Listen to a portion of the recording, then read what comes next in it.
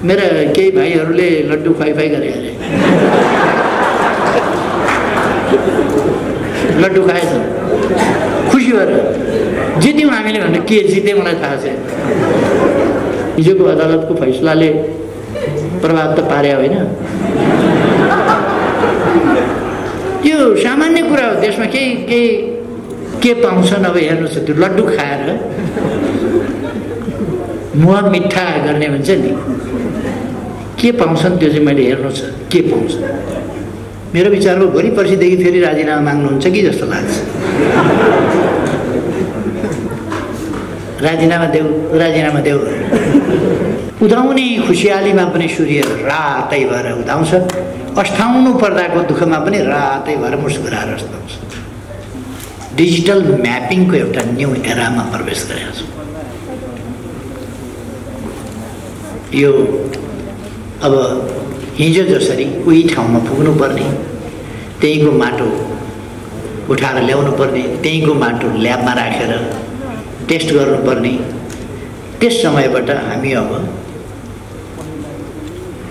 गुगलबाट हेरेर, हाम्रो एप्सबाट हेरेर अथवा डिजिटल एक्सरेको माध्यमबाट हामीले त्यो एक्सरे गरिसकेका छौँ र त्यसबाट हाम्रो कुन ठाउँको माटो कस्तो छ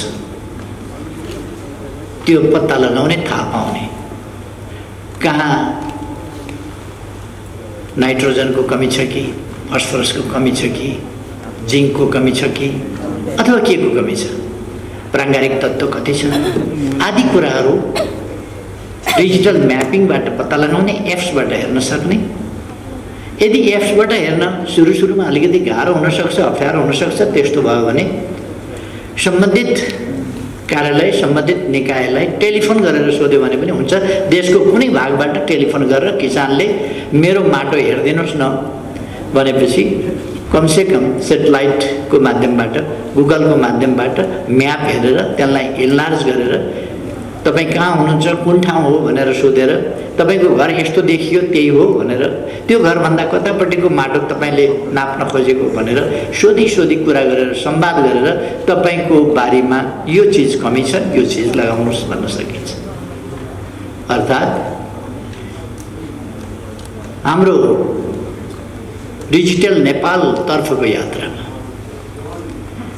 डिजिटल नेपाल फ्रेमवर्कको इम्प्लिमेन्ट गर्ने कुरा सन्दर्भमा अथवा इम्प्लिमेन्टेसनको यात्रामा अथवा त्यसका प्रमुख सेक्टरहरूमध्ये, त्यसका विभिन्न सेक्टरहरू छन् जसमध्ये 8वटा सेक्टरहरूमध्ये सायद मोटामोटी मूल सेक्टर 8वटा छन् क्या। त्यसमध्ये प्रमुख कृषि, यस क्षेत्रको कृषि उपज हुनका लागि माटो चाहियो। त्यो माटो कस्तो छ, त्यसको स्वास्थ्य कस्तो छ, कुपोषणको त्यसमा कुन रोग लागेको छ, मानिसलाई जस्तै त्यसलाई एनिमिया भएको हो कि, भिटामिन बी कम्प्लेक्सको कमी भएको हो कि,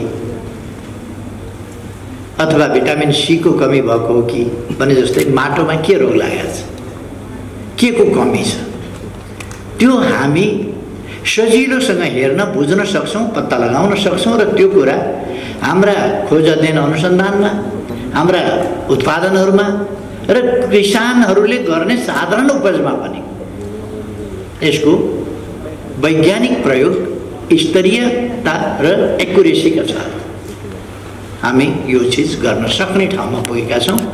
र म तपाईहरुलाई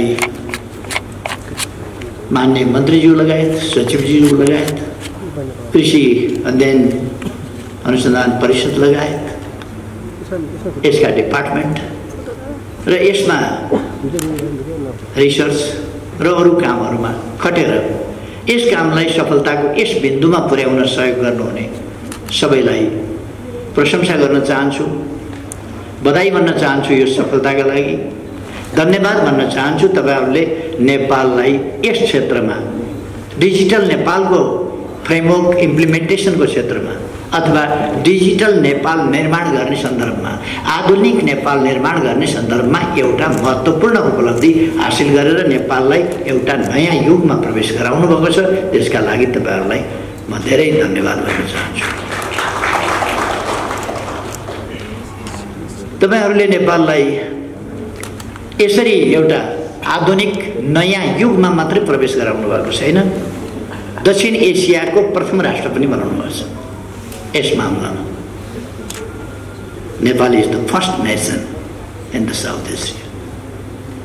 डिजिटल म्यापिङ, सोइल म्यापिङ, यो सोइल म्यापिङको डिजिटल सोइल म्यापिङ साउथ एसियामा अरू कुनै पनि देशले अहिलेसम्म सम्पन्न गरेका छैन। We are the first.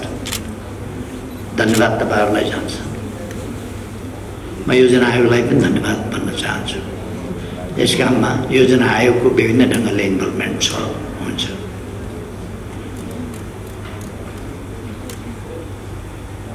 यसमा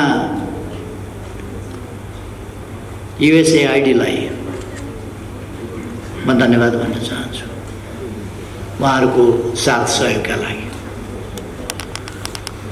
हाम्रो युएसएआइडी हाम्रो एउटा भरपर्दो डेभलपमेन्ट पार्टनर हो। यस सफलताले, यस काममा उहाँहरूको कन्ट्रिब्युसनले यसलाई पुष्टि पनि गरेको छ। र मैले उहाँको वक्तव्य सुने, युएसएआइडी को वक्तव्य, त्यसले नेपाल प्रति खुसी व्यक्त गरेको छ यो सफलताका लागि र धन्यवाद भनेको छ, प्रशंसा गरेको छ हाम्रो सफलताको। अर्थात् हामी लगातार अगाडि बढिरहेका छौँ। कृषि सम्बन्धी कार्यक्रम भएको हुनाले कृषिको सम्बन्धमा म 2-4 वटा मात्रै शब्द राख्न चाहन्छु। कृषिमा हाम्रो झन्डै 2/3 जनसङ्ख्या यसमा निर्भर छ। तर राष्ट्रिय आयमा यसको योगदानको प्रतिशत कति छ भन्दा 65% जनसङ्ख्या इन्भल्भ हुने, कन्ट्रिब्युसनको पक्ष कति हेर्यो भने 27, कति प्रतिशत छ? 27, अबाउट 27%। अथवा यो प्रतिशतको तुलना मिलेन। हाम्रो पोलिसी के हो भने कृषिमा निर्भर जनसङ्ख्याको प्रतिशत घटाउने, कृषि क्षेत्रबाट मानिस पलायन भए भनेर चिन्ता नगर्नुहोस्। हाललाई पलायन भयो भनेर चिन्ता गर्नु परेको छ, किनभने कृषि मोडर्नाइज छैन, मेसिनीकरण छैन, व्यावसायिकीकरण छैन। त्यसकारण पलायन हुँदाखेरि खेत बाजा रहेका छन्, बारी बाजा रहेका छन्, त्यो चिन्ताको विषय हो। तर अहिले जति प्रतिशत, वस्तुतः जति प्रतिशत कृषिमा इन्भल्भ छ पपुलेसन, त्यो पपुलेसन यदि यसलाई मोडर्नाइज गर्ने हो भने त्यो पपुलेसन काफी हुन्छ, काफी भन्दा बढी हुन्छ। त्यसकारण हाम्रो नीति हो कृषिमा अल्झिएको जनसङ्ख्या, जहाँ अर्धरोजगार, आंशिक रोजगार बनेर अल्झिएको छ, त्यसले पूर्ण आफ्नो यस्तो पिङमा चढेको छ जो मच्चिँदैन। म पनि लिङ्गे पिङ चढेँ भने त्यस्तै हुन्छ।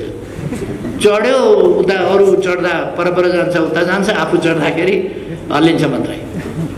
हाम्रो कृषि त्यस्तै भएछ, म लिङ्गे पिङ चढे जस्तै स्विङमा जाँदै जाँदैन। त्यसलाई हामीले मोडर्नाइजेसनको स्विङमा लानु पर्यो, प्रोडक्टिभिटी बढाउने स्विङमा लानु पर्यो। त्यसो गर्यो भने त्यो पपुलेसन त्यहाँ चाहिँदैन जो कृषिमा इन्भल्भ छ, अथवा कृषिमाथिको डिपेन्डेन्सी उसको छ, त्यो डिपेन्डेन्सी घटाउनु पर्दछ। त्यहाँ इन्भल्भमेन्ट किसानको घटाउनु पर्दछ, त्यो पपुलेसनको घटाउनु पर्दछ। पपुलेसन अन्यत्र शिफ्ट गर्नुपर्दछ, अन्यत्र यसै शिफ्ट हुँदैन, अन्यत्र अपर्च्युनिटी क्रिएट गर्नुपर्दछ, होइन भने अरबका खाडीतिर पुग्छ पपुलेसन।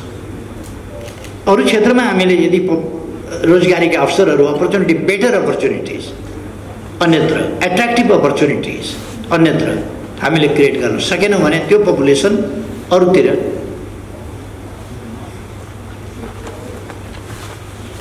ड्रेनिङ हुन्छ, त्यो अन्ततिर बगेर जान्छ। त्यसर्थ हामीले उपयुक्त ढङ्गले त्यो पपुलेसनलाई बढी प्रोडक्टिभ र आवश्यक फिल्डमा सिफ्ट गर्ने, एग्रिकल्चरको मोडर्नाइजेसनद्वारा पपुलेसनको अत्यधिक पपुलेसनको इन्गेजमेन्टलाई घटाइदिने, अर्ध वा आंशिक बेरोजगारी अथवा झन्डै पूर्ण बेरोजगारीको स्थितिबाट पूर्ण रोजगारीको स्थिति र प्रतिफल दिने खालको स्थितिमा रहेको पपुलेसनलाई या राख्ने, त्यहाँ पपुलेसनलाई त्यसरी सदुपयोग गर्ने पपुलेसनको, र उता इन्भल्भमेन्ट कृषितर्फको संलग्नतामा अल्झिएको पपुलेसन घटाइदिने तर कृषि उत्पादन बढाइदिने र राष्ट्रिय आयमा 27% होइन यसको प्रतिशत वृद्धि गर्ने, यसको योगदानको प्रतिशत वृद्धि गर्ने, योगदानको प्रतिशत वृद्धि गर्न सकिन्छ। योगदानको प्रतिशत वृद्धि नहुन पनि सक्छ, कहिले कहिले टुरिज्मको सेक्टर स्वाट्ट बढ्यो भने, सर्भिस सेक्टर स्वाट्ट बढ्यो भने, कमर्सियल वा इन्डस्ट्रियल सेक्टर वाट्ट बढ्यो भने त्यसको कन्ट्रिब्युसन हाई हुन सक्छ।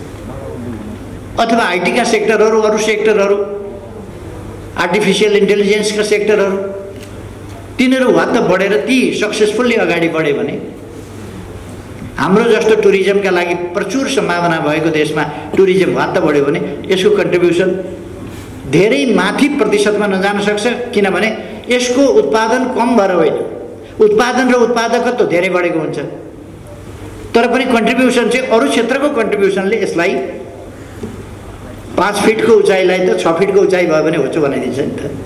त्यस्तै कृषि क्षेत्रको कन्ट्रिब्युसन अरू क्षेत्रले होचो बनाएर केही छैन, तर प्रोडक्सन चाहिँ प्रोडक्टिभिटी चाहिँ यसको बढ्न पर्यो। हाम्रो ध्यान प्रोडक्सन र प्रोडक्टिभिटी बढाउने। जहाँसम्म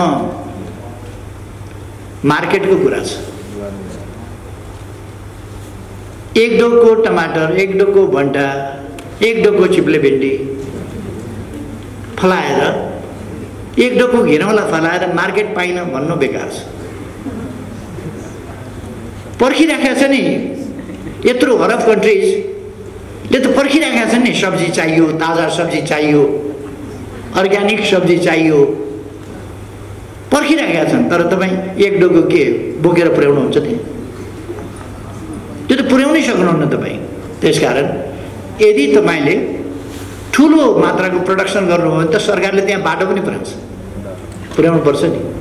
अब ट्रान्सपोर्टेसनको ठुलो समस्या छैन नेपालमा। एउटा मात्रै सदरमुकाम, हुम्लाको सदरमुकाम सिमीकोट एउटा जोड्न बाँकी छ, त्यो पनि 2 किलोमिटर जति चट्टानको कुरा हो। कमिङ फिस्कल इयरसम्ममा हामी त्यसलाई जोडिसक्छौँ र सबै जिल्लाहरू पिच बाटोले जोडिने स्थिति बन्छ अथवा सडक सञ्जालसँग जोडिन्छ। हवाई सञ्जाल र सडक सञ्जाल गर्ने हो भने सबै ठाउँ जोडिएको छ, तर हवाई सञ्जालले मार्केट प्राप्त गर्न गाह्रो हुन्छ, त्यो पर्याप्त हुँदैन। त्यसकारण सडक सञ्जालले हामीले जोड्नुपर्छ जिल्लाहरूलाई, गाउँपालिकाहरूलाई। पालिकाका सदरमुकामहरू जोड्ने हामीले अभियानै चलाएका छौँ। पालिकाका सदरमुकामहरू हाइवेबाट या मूल सडकबाट पालिकाका सदरमुकामहरू जोड्ने पक्की बाटो निर्माण गर्ने आयोजना यस वर्ष अझ तीव्र गतिका साथ हामीले चलाएका छौँ र यो आर्थिक वर्षभरिमा केही मात्रै पालिका सदरमुकामहरू पिच बाटोबाट जोडिन बाँकी रहन्छन्, अरू जोडिसक्छौँ। हामी हिँड्दै जाउँ जहाँ पुगिएला भनेर सरकार चलाइरहेका छैन। हामी गन्तव्य तोक्छौँ, यहाँ पुग्ने, त्यहाँ कुन बाटोबाट कसरी जाने त्यो बाटो र विभिन्न लक्ष्यहरू तोक्छौँ। विभिन्न लक्ष्यहरू कुन कुन क्षेत्रका के लक्ष्यहरू राख्नुपर्छ। कृषि क्षेत्रको मोडर्नाइजेसन, कृषि क्षेत्रको उत्पादकत्व वृद्धिको, कृषि क्षेत्रमा आत्मनिर्भरताको, कृषि आधारित उद्योग व्यवसाय आदि इत्यादि। यहाँ कृषि भन्दाखेरि मान्छेले सानो अर्थमा मात्रै बुझ्छ प्राय, धान चामलको बुझ्छ धानको गहुँको आलुको सब्जी तरकारीको माछा पालन गौपालन आदिको त्यो मात्रै होइन कृषि भनेको त सिल्क उत्पादन पनि हो कृषि भनेको ऊन उत्पादन पनि हो कृषि भनेको कपास उत्पादन पनि हो कृषि भनेको कपास हो धागो हो कपडा हो लुगा हो कृषि नै उद्योग भने कृषिबाटै भने ती उद्योगहरू सुरु हुन्छ त्यसकारण हामीले त्यस्ता औद्योगिक उत्पादन त्यो पछि गएर चाहिँ उद्योगसँग सम्बन्धित हुन्छ अरू कुराहरूसँग सम्बन्धित हुन्छ गार्मेन्ट एउटा इन्डस्ट्रीको रूपमा हुन्छ तर त्यो गार्मेन्टको सुरु कहाँबाट हुन्छ भन्दा एग्रिकल्चरबाट हुन्छ त्यसकारण एग्रिकल्चर टु इन्डस्ट्री हामीले त्यस बाटोबाट हरेक क्षेत्र जुत्ता एग्रिकल्चरबाट सुरु हुन्छ पेटी एग्रिकल्चरबाट सुरु हुन्छ कपडा एग्रिकल्चरबाट ऊन गलैँचा कार्पेट पश्मिना यी सबै ड्राई फ्रुट्स जुसेस विभिन्न प्रकारका जुस कृषिबाटै सुरु हुन्छ अनि विभिन्न प्रकारका कृषिसँग सम्बन्धित फ्याक्ट्रीहरू कृषिसँग सम्बन्धित फ्याक्ट्रीहरू अरू फ्याक्ट्रीहरू हामी लगाउँदै जान सक्छौँ कृषि उपजलाई प्रशोधन गर्ने फ्याक्ट्रीहरू लगाउन सक्छौँ फलफुल प्रशोधनका लगाउन सक्छौँ अघि अलिकति कुरा आएको थियो कृषिमा हामी यथार्थमा खाद्यान्नमा खाद्य बालीमा खाद्य वस्तु खाद्य पदार्थमा यथार्थमा हामी आत्मनिर्भर छौँ भइसकेका छौँ यथार्थमा तर हामीलाई लामा सिता भएको चामल चाहिन्छ लामा सिता भएका चामल यसो पाहुना पासा आउँदा पनि देखाउँदाखेरि अलिकति हरिया टमाटर पनि हालेर अलिकति जिरा पनि हालेर लामा सिता भएको पातलो चामल भयो भने अलिकति सान बढे जस्तो लाग्ने त्यो भात होइन अलिकति भुसामा परिणत भए जस्तो लाग्ने खाने होइन जिउनार गरे जस्तो लाग्ने पानी बिग्रिया छ त्यो सानो मसिनो लामो चामल भनेको रियल चामलै होइन त्यही मोटो चामललाई एउटा प्रविधिबाट पेलेर लामो बनाइदिन्छ अनि हामी गजब मसिनो चामल किनेर खान्छौँ धोका हो सबै पुरानो थोत्रो चामल जुन आउँछ नि विभिन्न ब्रान्ड सबै धोका हो थोत्रो पुरानो चामल शास्त्रमा के भन्छ पहिलो वर्षको अन्न बिउका लागि राख पहिले बिउ बचाऊ वर्षसम्मको अन्न खानेकुराका लागि प्रयोग गरेर पौष्टिकता रहन्छ तेस्रो वर्षदेखि अन्न होम होमादि यज्ञादिमा काम लाग्छ अथवा त्यो खाद्य पौष्टिक तत्त्व त्यसमा अत्यन्त कम भएको हुन्छ यज्ञादिमा चरु होममा काम लाग्नेमा पुग्छ हामी चाहिँ तेस्रो वर्षको होइन पञ्चम वर्षको पेलेको लामो बनाएको चामल पेलेर लामो बनाएको त्यो चामल खान्छ कुनै धान देख्नुभएको छ 1 इन्च लामो अनि चामल चाहिँ 1 इन्च लामो कसरी भयो त सब डुप्लिकेट प्लास्टिकका चामलको पनि कुरा सुन्नुभएको होला साथीहरू कत्रो कत्रो धोका छ यहाँ कृपया भरेदेखि घरमा गएर घर परिवारमा सल्लाह गर्नुहोस् लामो चामल किन्न बन्द गरिदिनुहोस् काम छैन लामो हामी एक ढङ्गले आत्मनिर्भर छौँ अहिले हाम्रो विकासको अभियान हाम्रो यात्रा यो खालि एउटा कुराको रूपमा मात्रै होइन एउटा एक्सप्रेसनको रूपमा मात्रै होइन एउटा डिटर्मिनेसनको रूपमा मात्रै पनि होइन यो मेट्रोलाइज कसरी गर्न सक्छौँ हामी यसलाई कसरी प्राप्त गर्न सक्छौँ त्यसमा लागेका छौँ त्यसै कारण भर्खरै हामीले सुन्यौँ यहाँ अहिलेको सरकार बन्नभन्दा अगाडि 10औं वर्षसम्म 3% का दरले कृषि उपज उत्पादन त्यसको उत्पादकत्व वृद्धि कति थियो त? उत्पादन वृद्धि कतिका दरले हुन्थ्यो भन्दा 3% का दरले हुन्थ्यो। 10औं वर्ष भइसक्यो 3% का दरले। अहिले 11.2% का दरले समग्र कृषि उपजको वृद्धि भएको छ, खाद्यान्नमा वृद्धि भएको छ। माछा मासुमा 20% ले वृद्धि भएको छ, दुग्ध पदार्थमा 19% ले वृद्धि भएको छ, तरकारी 9% ले वृद्धि भएको छ तरकारीमा। यो वृद्धि दर 20% ले हामी माछा मासुमा जुन वृद्धि गरिराखेका छौँ, यसबाट 5 वर्षमा त हामी 100% अथवा भनेको डबल वृद्धि गर्ने भयो। त्यसो भएपछि हाम्रो खपत क्षमताभन्दा बढी हुन्छ। त्यसो भएपछि हामीले इन्टरनेसनल मार्केट खोज्नुपर्ने हुन्छ। इन्टरनेसनल मार्केट खोज्ने कुराको खालि 2-3वटा मात्रै तत्त्व छ, त्यसभित्र रहस्य छ। एउटा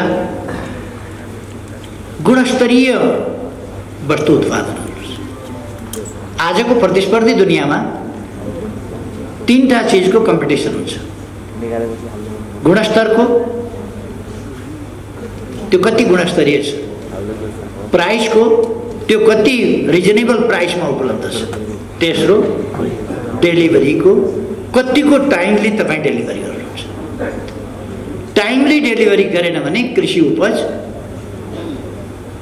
कपडा त केही छैन, कपडा थानमा यस सिजनमा ज्याकेट बिकेन भने राख्ने ठाउँको झन्झट मात्रै हो। फेरि अर्को सिजनमा टकटक्यायो, झुन्ड्याइदियो, नयाँ ज्याकेट फेरि बिक्छ। तपाईँ अर्को वर्ष टमाटर बेच्न सक्नुहुन्छ।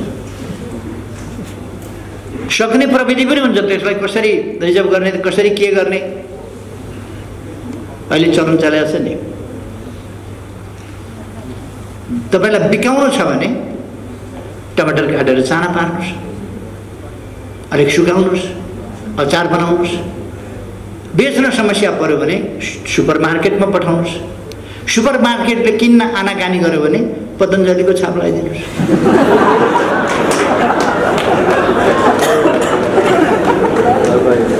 सजिलो छ। मान्छे रियालिटी भन्दा फेसनमा जान खोज्छ। यो कुरा हामीले रोक्नुपर्छ। हामी फेसनका पछि होइन, हामी हल्लाका पछि होइन, रियालिटीमा, त्यो रियालिटीमा जानुपर्छ। अहिले ड्रिङ्क्स, इनर्जी ड्रिङ्क्स, अरू ड्रिङ्क्स, विभिन्न ड्रिङ्क्सहरू सजिलो हुँदो रहेछ। अरू देशमा बेच्यो, डेट एक्सपायर भएपछि लेबल उकाइदियो र अर्को डेट टाँसियो, नेपाल पठाइदियो। यसो टाइप गर्ने न हो, डेट एक्सपायर भयो, त्यो लेबल हटाइदिनुहोस्, अर्को ट्याक्क टाँसिदिनुहोस्, नेपाल पठाइदिनुहोस्। अनि हामी चाहिँ ठाडो घाँटी लाएर पानी खान छोडेर स्वास्थ्य नाश गर्ने त्यस्ता चिजहरू खान्छौँ। बानी बिग्रिहाल्छ हाम्रो। हामीले बानी सपार्नु पर्यो। अब एउटा कमसेकम हामीले आदत गरौँ। केही छैन भने भाडामा बस्नुभएको छ भने पनि तपाईँ कोठाका छेउमा पेटीमा एउटा सानो गमला त राख्न सक्नुहुन्छ हुन्छ। केही पाइँदैन भने कमसेकम तपाईँ खुर्सानी लगाउनुहोस्। त्यहाँ आफ्नै गमलामा फलेको खुर्सानी छिपिएपछि टिपेर अलिकति टुप्पो टोक्नुहोस् त कस्तो आनन्द आउँछ। टमाटर लगाउनुहोस् त, त्यसको आफ्नै गमलामा फलेको टमाटरको अचार बनाएर खानुहोस् त कति आनन्द आउँछ। हरियै हुँदा टिपेको, काठमाडौँ आउँदा आउँदै पाकेको, तपाईँको घरसम्म आइपुग्दा भइहालिन थालेको टमाटरको अचार खाने हो। त्योभन्दा आफ्नै गमलामा पाकेपछि टिपेर बनाएको अचारको त्यो खायो भने टेस्ट नै बेग्लै। तपाईहरुलाई थाहा छ म लामो समय जेल परेको थिएँ। एकपल्ट जेलमा तेलमा बनाएको खानेकुराहरू लिएर आए एकजना साथीलाई, परिवारका सदस्यहरूले उसलाई खानेकुरा ल्याउँदाखेरि तेलमा बनाएको खानेकुरा लिएर आए। अनि मलाई पनि खानेकुरा दिए, खाएँ मैले। किन तेल अलिक गनायो नि भने मैले। अनि पेट मेची हाँस्यो खुबसँगले त्यो साथी। कति वर्ष भयो अरे सर जेल बस्नुभएको? यति वर्ष। अब शुद्ध तेल नखाएको त्यति वर्ष भएछ। शुद्ध तेलको गन्ध आउँदाखेरि अनौठो हो। तपाईँ शुद्ध तेलको बास्ना तपाईँले बिर्सिसक्नु भएको छ। मैले यसो सम्झेँ हो, म सानो छँदाखेरि खाएकै तेलको बास्ना आउँथ्यो, अर्थात् ओरिजिनल तेल। हामी त्यस्तै भएका छौँ। ओरिजिनल तेल चाहिँ बनाउँछ। साँच्चैको गाई भैँसीको दुध खायो भने पनि हामीलाई गनाउन सक्छ, किन डेरीको खाने बानी परेको छ नि त। डेरीको दुध आजै दुहेको हुन्छ र, तर हामीलाई चाहिँ अलिकति अब त्यतैपट्टि बानी परेको छ। खै तर दुध बिग्रिहाल्दैन, त्यस कारण डेरीको दुध खाए हुन्छ फेरि ढुक्कै। त्यसको आफ्नो त्यसलाई पास्चराइज गरे हुन्छ, त्यसको आफ्नो विधि छ, प्रक्रिया छ, त्यसलाई सुरक्षित ढङ्गले राखेको हुन्छ, त्यसकारण त्यो खाए हुन्छ। खैर मैले भन्न खोजेको के हो भने हामी एउटा ठुलो अभियानमा छौँ। ठुलो स्केलमा उत्पादन गरौँ। अब हाम्रो कृषिको ट्रेन्ड ठुलो स्केलमा गाउँका मान्छेहरूलाई सङ्गठित गरेर सहकारी मार्फत हुन सक्छ, अथवा यसै किसानहरूको अलुम्नी त विभिन्न प्रकारका अलुम्नी बनेका छन् नि। अलुम्नी जस्तै बनाइदिउँ न, एउटा कुनै सङ्गठन होइन, तर एकै प्रकारको बाली लगाउने एउटा समझदारी। एकै प्रकारको एक ठाउँमा बाली लगायो भने 1 बोट सुन्तला तपाईँले बेच्ने ठाउँ पाउनुहुन्न। 10,000 बोट सुन्तला लगाउनु भयो भने तपाईँले विश्वभरि बजार पाउनुहुन्छ। लाखौँ बोट लगाउनु भयो भने विश्वभरि पाउनुहुन्छ। तपाईँले करोडौँ बोट सुन्तला लगाउनुपर्छ, विश्वभरि पाउनुहुन्छ। आँपका लिचीका मार्केट क्यानाडा छ, रसिया छ, अफ्रिका छ, अस्ट्रेलिया छ, थुप्रो छन्, युरोपभरिका देश छन्। आँपको टेस्ट मालदा अरू ठुला पपुलेसनहरू छ, ठुलो जनसङ्ख्या भएका छिमेकी। बजारको कमी हुँदैन, हामी उत्पादन गर्दैनौँ। हामी उपभोक्ता छौँ। सुपरमार्केटहरू छन्, हाम्रो उत्पादन केही पाइन्छ त्यहाँ सुपरमार्केटमा? केही पनि पाइँदैन। हाम्रो उत्पादन कोही कोही पाइयो भने कोही पतञ्जलीको लेबल टाँसेका के अचार सचार यताउता, अलिकति जुत्ता, अलिकति अन्डा, अलिकति कुखुराको मासु, केही हामीले उत्पादन अलिकति बजारसम्म पुर्याउने गरेका छौँ। नत्र भने हामी व्यापार भनेको के ठान्छौँ? जापानिज गाडी ल्याउने, यहाँ सोरुम खोल्ने, यहाँ चाहिँ डिलर हुने, अनि त्यसलाई व्यापार। उसको सामान ल्यायो, बेच्यो, अलिकति त्यसबाट मार्जिन राखेर खायो, अथवा कमिसन एजेन्टको रूपमा काम गर्यो। व्यापारहरू त्यो खास व्यापार त्यो हो जो तपाईँ उत्पादन गर्नुहुन्छ र अरूलाई बेच्नुहुन्छ। बेच्नु व्यापार हो, किन्नु के व्यापार हो? मैले यो टोपी किनेँ, व्यापार गरे हो र? किनेर लाग्यो टोपी। यो कोट पनि किनेर लाग्यो, कोट कि व्यापार गरे हो र? जुत्ता किनेर लाग्यो, किनेर खानु, किनेर लाउनु व्यापार हो र? आफ्नो उत्पादन अरूलाई बेच्नु चाहिँ खास व्यापार हो। अब हाम्रो व्यापारिक क्षेत्र पनि यसरी प्रोत्साहित भएको छैन। त्यो व्यापार के हो बुझोस् र व्यापारमा लागोस्। उद्योग मूलतः हाम्रा उद्योगहरू हाम्रा उत्पादनका निम्तिका उद्योग रोजगारीका अवसर सृजना गर्ने र उत्पादन गर्ने। मैले लगानीका मुख्य क्षेत्र पनि त्यसलाई भनेको छु, कि त इन्फ्रास्ट्रक्चरमा, कि शिक्षा र स्वास्थ्यमा, कि चाहिँ यस्ता कुराहरूमा रोजगारीका अवसर सृजना गर्ने र उत्पादन वृद्धि गर्ने, यस्ता कुराहरूमा लगाउँ। हाम्रो लगानी त्यसमा गरौँ जसले हाम्रो जनसङ्ख्यालाई रोजगारयुक्त बनाउँछ, सबल सक्षम बनाउँछ, सिपयुक्त बनाउँछ, र उसको आत्मविश्वास जगाउँछ र उसलाई एउटा आनन्दी जीवन आफ्नो उत्पादन जस्तो त्यो किसान जसलाई खाना लाउन पुग्छ बडो प्रसन्न हुन्छ, किनभने ऊ आफ्नो उत्पादन खाएर बाँचेको हुन्छ। त्यसकारण ऊ एकदम प्रसन्न चित्त हुन्छ। अब जसलाई खाना पुग्दैन, साह्रै थोरै छ, उसको खानाको चिन्ता त्यहाँ फेरि समस्या छ त्यहाँ। त्यसकारण हामीले त्यो वर्गलाई पनि आफ्नो लक्षित वर्गभित्र राख्नु पर्दछ, जो उसँग या त पर्याप्त जमिन छैन या जमिन भए पनि उसले उत्पादन कसरी गर्ने भन्ने कुराको राम्ररी मेलो पाएको छैन, अथवा त्यो उत्पादनलाई अगाडि बढाउनका लागि उसँग अरू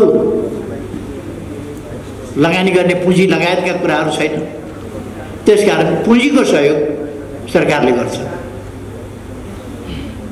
अनुदान हामी दिन्छौँ, तर अब अनुदानको प्याटर्न हाम्रो के हुनुपर्दछ भनेदेखि सामूहिक रूपमा दिइने अनुदान। अनुदानमा एउटा व्यक्तिलाई यस्तो दिने जो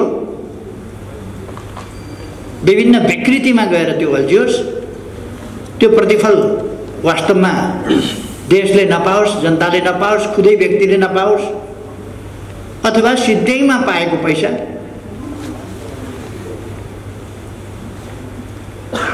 त्यस्तो नहोस्। त्यसका लागि हामी अनुदान दिन पर्यो भने अनुदान दिन पर्दा बिउ बिजन राम्रो खालको बिउ बिजनमा लगानी गर्छौँ, त्यो हाम्रो अनुदान हो। राम्रो बिउ बिजन उत्पादनमा हामी लगानी गर्छौँ, त्यो राम्रो उत्पादन हो। सुपथ मूल्यमा सहज ढङ्गले किन्ने परिस्थिति निर्माण गर्छौँ किसानलाई। सिधै दियो भने त्यो सदुपयोग हुन्छ कि हुँदैन? तपाईँले धानको बिउ सिधै दिनुहोस्, त्यो चारपाती बिउ चाहिन्छ भने उसले एक मुरी लान्छ, सुँगुरको चारा बनाउँछ, सुँगुरको चारा अथवा जाँड बनाउँछ, अथवा केही गर्छ। सिधै पाएको हुनाले त्यसको सदुपयोग हुने कुरा किनेको छ भनेपछि सदुपयोग हुन्छ। त्यसकारण हामीले त्यो त रिटर्न दिने ठाउँ हो नि। त्यसकारण किन्न लगाउनु नराम्रो कुरा होइन। खोज अध्ययन अनुसन्धान लगायत राम्रो बिउ बिजन उत्पादन र उपलब्ध गराउने काम हामीले, स्याप्लिङ बिरुवा नर्सरी लगाउने, राम्रा जातका बिरुवा लगाउने र त्यसलाई बढाउने काम त्यो उपलब्ध गराउने काम हामी गर्छौँ। तर किनेर लगेन बिरुवा भने हिफाजत गर्दैन। त्यसकारण मूल्य ठिकै सस्तो गरौँ। अनुदान दिन छ भने मूल्य घटाउने कुरामा अनुदान दिनु। अनुदान भनेको मूल्य घटाउने, घटोत्तरी। तपाईँले फ्रीमा दिनुभयो भने त्यो बाख्राले खान्छ, त्यो तपाईँले दिएको भोट फरकै पर्दैन, किन त्यसको हिफाजतै हुँदैन, त्यसमा बारबेरै हुँदैन। बाख्रा त्यति विद्वान हुँदैन, कुन चाहिँ खाइदिनु हुन्छ कुन चाहिँ खाइदिनु हुँदैन त्यो थाहा पाउँदैन। त्यसले पिरिक्क टुप्पो निमटिदिन्छ। त्यसकारण हामीले अनुदान सही ठाउँमा अनुदानको प्रयोग गर्नुपर्छ। सरकारले लगानी गर्नुपर्छ, तर सही ठाउँमा लगानी गर्नुपर्छ र प्रतिफल प्राप्त हुने गरी त्यसको सदुपयोग हुने गरी लगानी गर्नुपर्छ। हामीले सदुपयोगको सिद्धान्त भनेका छौँ। जमिनको सदुपयोग, हाम्रो जमिन थुप्रो खेर गएको छ, बाँझै बसेको छ, खाली भएको छ, दुरुपयोग भएको छ, अथवा यत्तिकै बसेको छ। अरू देशमा बाटाका छेउ हुने बित्तिकै व्यवस्थित ढङ्गले फुल बगैँचा लगाउँछ। कमसेकम हाम्रो किसानले व्यवस्थित फुल बगैँचा नहोस्, त्यसमा माली हामी नराखौँ। सयपत्रीका बिरुवा रोपिदिए हुन्छ, बिउ छरिदिए हुन्छ, त्यहाँ ढकमटक्क फल्छ, दसैँ तिहारमा बेचिदियो भने हुन्छ नि बजार लगेर। सबैले लगाएको हुँदैन, फुल त चाहिन्छ मान्छेलाई, त्यो बिक्री हुन्छ। बाटाको छेउ कसरी धाबी पनि गर्दैन। बाटाका छेउहरूमा मेवाहरू, केराहरू आदि लगाउन सकिन्छ। त्यस्ता अनेक कुराहरू, खुर्सानी लगाउन सकिन्छ। बाटाका छेउका खाली जमिनमा खुर्सानी लगाइदियो भने तपाईँको जमिन पनि बिग्रिँदैन, केही पनि बिग्रिँदैन, केही नोक्सान गर्दैन त्यसले। त्यो खुर्सानी फल्छ। त्यहाँ नजिक बस्ने किसानले त्यसलाई कारोबार गरोस्, बेचोस्, आम्दानी त भयो उसको।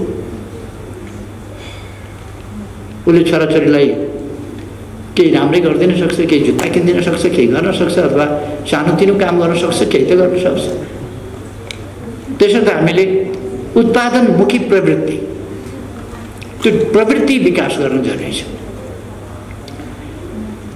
पोलिटिकल पार्टीहरूलाई म आग्रह गर्न चाहन्छु, यो सरकारी कर्मचारीहरूको मात्रै काम होइन, पोलिटिकल पार्टीहरू, किसान सङ्गठनहरू छन्, खाद्य सम्प्रभुताको कुरा हामी गरिरहेका छौँ, इन्टरनेसनल गोष्ठी सेमिनार्स अनेकमा भाग लिइरहेका छौँ, खाद्य सम्प्रभुताका कुरा गर्छौँ। तर खाद्य सम्प्रभुताको बृहत्तर र वास्तविक अर्थ खालि खाना पाउनुपर्छ भन्ने मात्रै होइन, त्यो एउटा बेसिक कुरा त छँदैछ। त्यसबाहेक वैयक्तिकदेखि लिएर राष्ट्रको आफ्नो रोयल्टीदेखि लिएर आफ्नो त्यो स्वामित्व स्थापित गर्ने कुरा, हाम्रा ट्रेडिसनल उत्पादनहरूको, ट्रेडिसनल चिजहरूको त्यसको स्वामित्व दाबी गर्ने कुरा देखि लिएर थुप्रो क्षेत्रहरू छन् जहाँ हामीले काम गर्नु छ। हाम्रो युवा जगतको मनोविज्ञान, श्रमलाई माया गरौँ भनेर मात्रै हुँदैन, एकपल्ट उसलाई हामीले एक बाली बिरुवा लगाउनेसम्म पुर्यायौँ भने, एउटा कुनै युवालाई आधुनिक ढङ्गले खेती गर्ने, बिरुवा लगाउने, बिउ माटो मुनि रोप्ने ठाउँमा पुर्यायौँ भने र त्यो रोपेर उसले रोपेको बिरुवा उम्रिएको त्यो युवाले देख्यो भने, त्यो किसानले देख्यो भने, त्यसपछि त्यो छोड्न सक्दैन।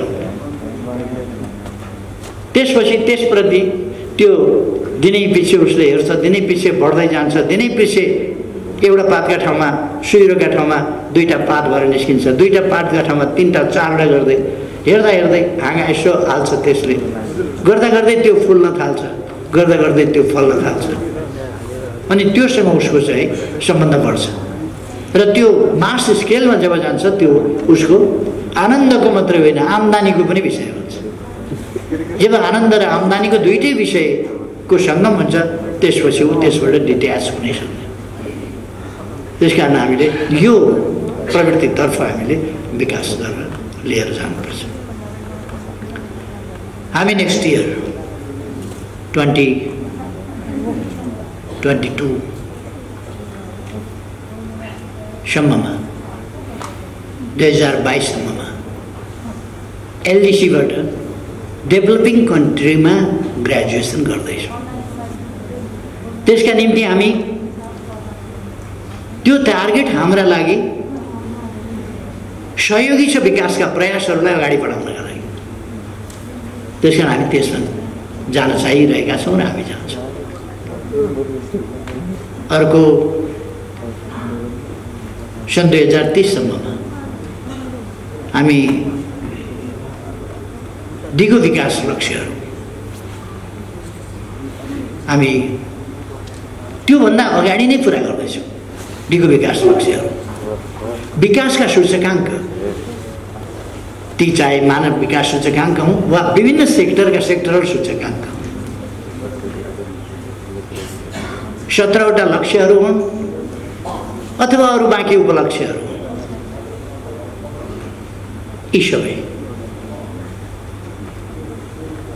यी सबै हामी पुरा गर्न सक्छौँ र हामी यस दिशामा पनि तीव्र गतिले अगाडि बढिरहेका छौँ र दुनियाँ आश्चर्यचकित भइरहेको छ। विश्व ब्याङ्कले हामीलाई यत्तिकै हाम्रो इकोनोमिक डेभलपमेन्टको रफ्तारलाई हेरेर, हाम्रा प्रयासहरूलाई हेरेर यत्तिकै राइजिङ स्टार भनेको त यत्तिकै होइन नि। इकोनोमिक डेभलपमेन्टका प्रयासहरूमा, इकोनोमिक डेभलपमेन्टको क्षेत्रमा नेपाल एउटा राइजिङ स्टार हो। यो मेरो भनाइ होइन, वर्ल्ड ब्याङ्क हो। वर्ल्ड ब्याङ्कले हामीलाई त्यसरी रिकगनाइज गरेको छ। भर्खरै हामीले USAID को भर्सन सुन्यौँ, कति मुक्त कण्ठले हाम्रो प्रशंसा गरेको छ। साउथ एसियामा प्रथम देश बनेको छ नेपाल। खुसी व्यक्त गरेको छ, हाम्रो सफलतालाई एप्रिसिएट गरेको छ। यी कामहरू हामीले गर्नु छ।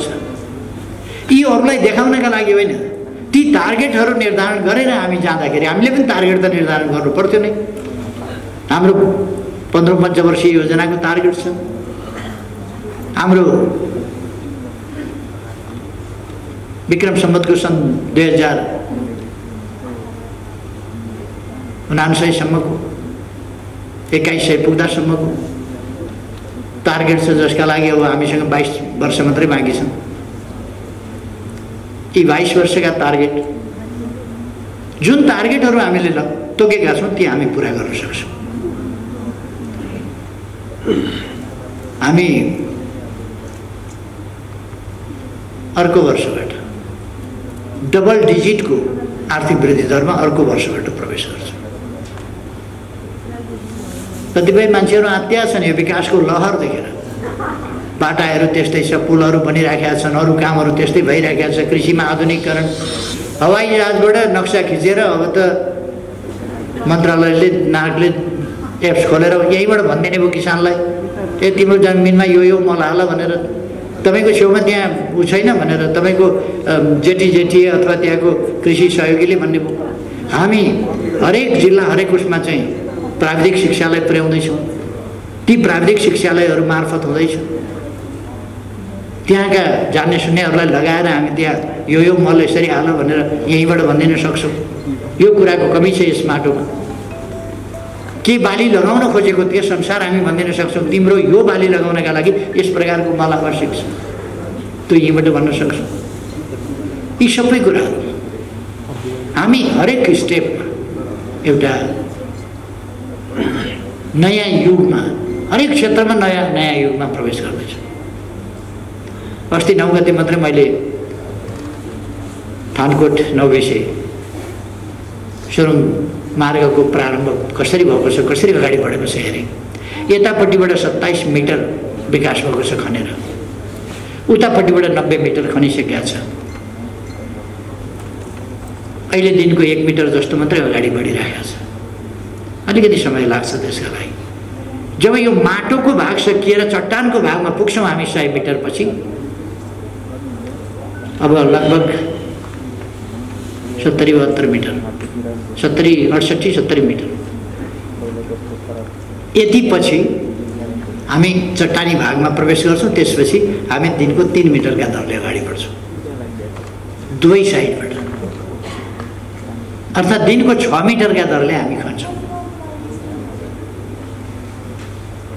200 केही चाहन्छन् मिटर होला, अलि बढी होला,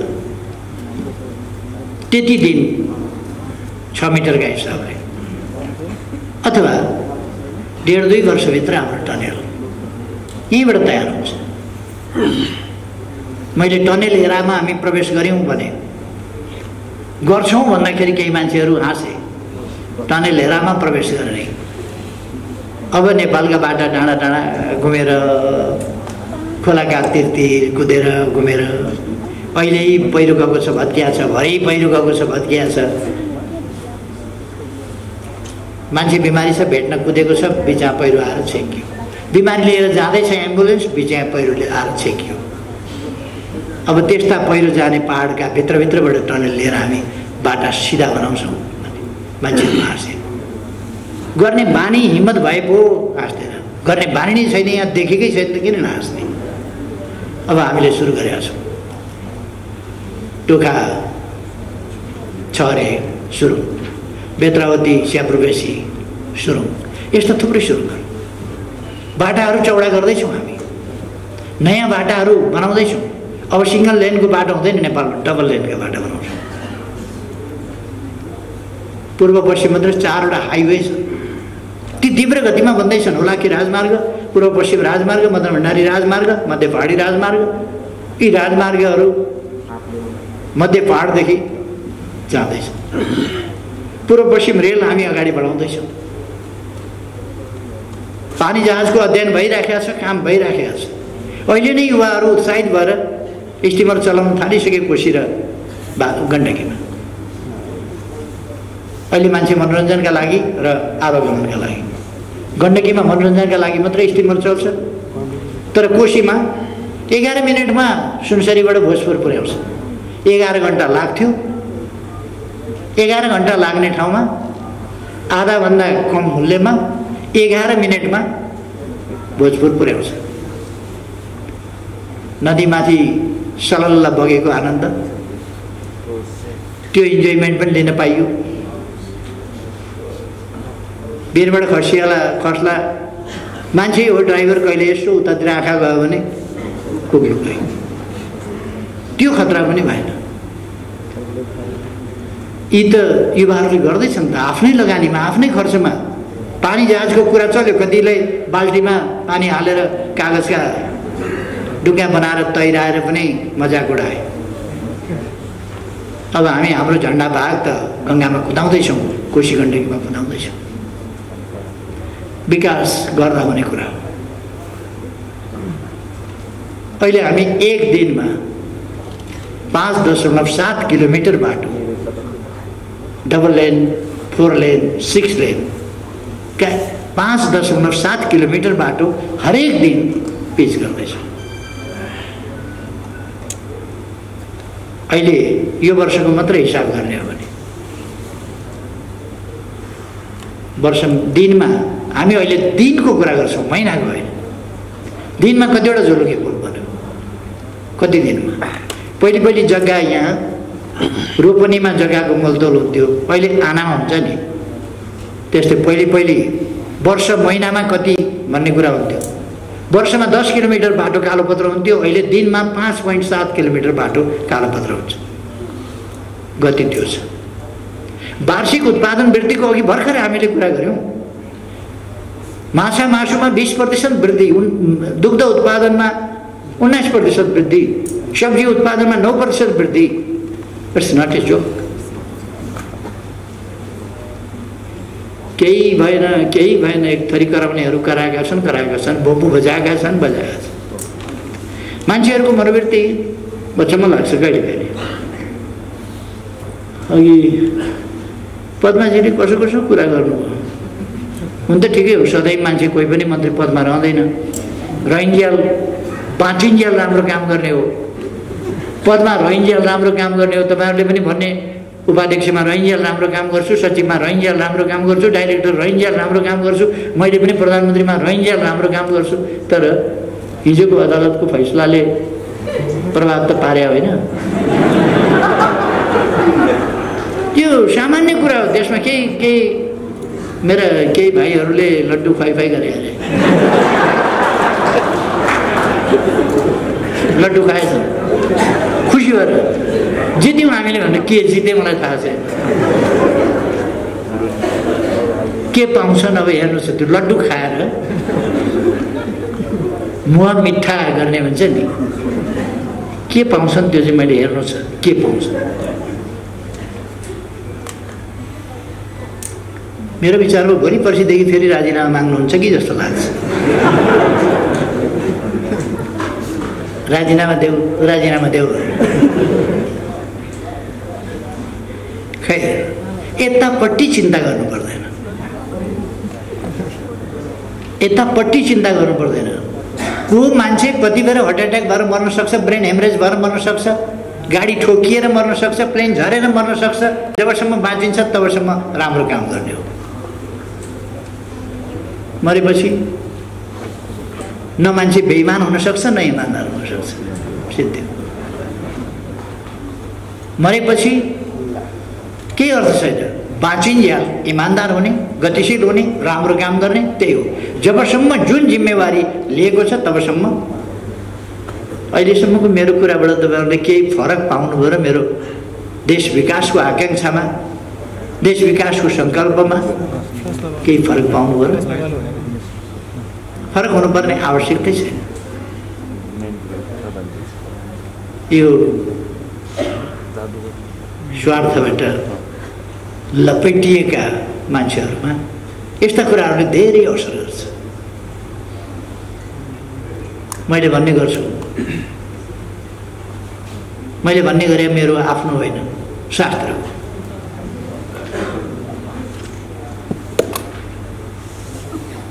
भन्दाखेरि राम्रो नराम्रो सजिलो अप्ठ्यारो जस्तोसुकै परिस्थितिमा पनि भन्ने कुरालाई चाहिँ एउटा अर्को भाषामा शास्त्रले वर्णित गरेको छ। सम्पत्तौ च विपत्तौ च महताम् एकरूपता। अप्ठ्यारो परिस्थिति होस्, सुख होस्, दुःख होस्, सम्पत्ति होस्, नहोस्, तर पनि एक समान रहनुपर्छ। जस्तो कि उदय सविता रक्त रक्तशास्तौ मयतता। उदाउने खुसियालीमा पनि सूर्य रातै भएर उदाउँछ, अस्ठाउनु पर्दाको दुःखमा पनि रातै भएर मुस्कुराएर अस्ताउँछ। हामी जन्मिँदा सायद सांसारिक दुःख पाइने धरतीमा आइयो भनेर रोएको हो क्या? हरेक बालक जन्मिने बित्तिकै रुन्छ, मर्दा कोही पनि रुँदैन। हामीले आफ्नो कर्तव्य पालना गर्ने हो र हामी दृढताका साथ यो देश बनाइ छोड्ने सङ्कल्पमा अगाडि बढ्छौँ। बनाइ छोड्ने सङ्कल्प, यो देश समृद्ध बनाइ छोड्छौँ, यस देशका जनतालाई सुखी बनाइ छोड्छौँ। कृषि क्षेत्रको यस क्षेत्रमा उलटफेर ल्याउँछौँ हामी। त्यसै गरेर उद्योग क्षेत्र, अरू क्षेत्र हरेक दिन उद्घाटन भइरहेका छन्, शिलान्यास भइरहेका छन्, काम सम्पन्न भइरहेका छन्। पुल बनेर उद्घाटन भयो, उद्घाटन भएको शिला त्यहाँ कसैले राखेछ। पुल बनाउने अनि त्यहाँ चाहिँ यहाँ शिलालेख राख्ने भनेर शिलालेख चाहिँ तोडिदिएछन् बहादुरहरू। शिलालेख तोडिदिए किनभने पुल बनाउने शिलालेख। मलाई पुल भत्काएनन्, धन्यवाद दिन्छु। पुल भत्काएनन्, धन्यवाद। शिलालेखको केही मतलब छैन। त्यहाँ किन भत्काएको भने मेरो नाम लेख्या रहेछ अरे उद्घाटन गरेर। मेरो नाम त गौतम बुद्धको नाम सम्झिन्छन्। गौतम बुद्धदेखि यताका कति पुस्ता, कति हजार, कति लाख, कति करोड मान्छे कति जन्मिए, कति मरे, कसले नाम सम्झिएको छ? एउटा गौतम बुद्धको सम्झिन्छन्। अथवा इतिहासमा कहिले कहिले यस्तो एउटा मान्छे हुँदो रहेछ जसलाई सम्झिँदो रहेछ। अरू मान्छे त कति प्रधानमन्त्री भयो होला, कसले सम्झिएको छ? कति राजा महाराजा भयो होला, कति राष्ट्रपति भयो होला, कति सम्राट भयो होला, कति के भयो होला, कसले सम्झिएको छ? त्यसकारण यो अनन्तकालसम्म मलाई तपाईँहरूले सम्झिरहनु हुन्छ भन्ने कुनै भ्रम छैन मलाई। तपाईँहरूले सम्झिरहनुहुन्छ भने सम्झिरहनु तपाईँहरू बाँच्नुहुन्छ भन्ने पनि भ्रम छैन मलाई। अनि मलाई कुनै म भ्रमहरूबाट मुक्त मान्छे हो, कुनै भ्रम नभयो। त्यसर्थ हामी हाम्रो कर्तव्यमा जोड्छौँ र देश बनाउँछौँ। यो सङ्कल्प निरन्तर अगाडि बढ्छ। अहिले धेरै कुरा भनेर मान्छे फेरि तर्साउने काम गर्नु पनि ठिक छैन। अहिले यो सरकार छ, सरकार रहन्छ। विकासको क्रम अगाडि बढिराखेको छ, अगाडि बढ्छ। तपाईँहरू विकासको मार्गमा निश्चिन्त निष्फिक्री ढङ्गले अगाडि बढ्नुहोस्। तपाईँहरूका यी उपलब्धिहरूका लागि म धन्यवाद भन्न चाहन्छु। फेरि पनि धेरै धेरै बधाई छ तपाईँहरूलाई सफलताका लागि। मान्छेले कहिले कहिले काम गरेर पनि सफलता प्राप्त गर्दैन, सफलता प्राप्त गर्दो रहेछ। कतिवटा साइन्टिस्ट काम गर्दा गर्दा गर्दा खोज गर्दा गर्दा सफल नभइकन बिर्सन, त्यसबाट फेरि सुरु गरेर अर्काले सफलता प्राप्त गर्छ। अर्को जेनेरेसन पर्खिनु पर्दो रहेछ।